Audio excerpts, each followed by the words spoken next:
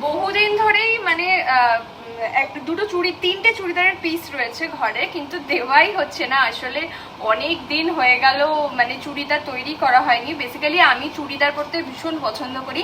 Actually আমাকে চুড়িদার শাড়িতেই সবাই বলে মানায়, এবং আমি নিজেও সেটা জানি।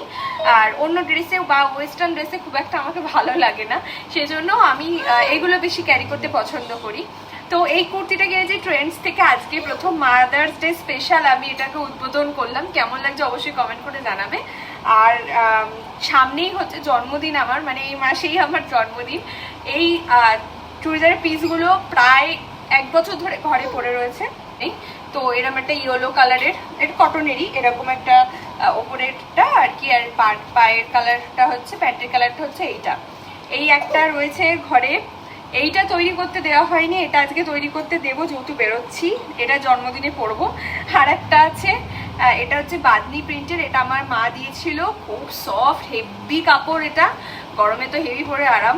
তো এটাও আছে, এটাও আমি কিছু তৈরি করতে দেবো, তো যেহেতু বার্থডে। আরও দুটো রয়েছে, কিন্তু এখন ওগুলো দেবো না, ওগুলো আবার পরে দেবো নেক্সট। এইগুলো আবার আনতে গেলে আবার ওটা আবার দিয়ে আসবো।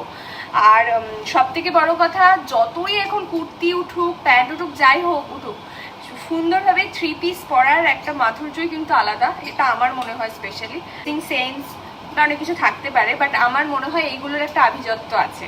তো আমি এগুলো খুব পছন্দ করি। আমাকে বলতে পারো সবাই ব্যাকডেটেড। তো এই চুড়িদার পিসগুলো কেমন হয়েছে আর আমাকে এখন কেমন লাগছে অবশ্যই কিন্তু কমেন্ট করো।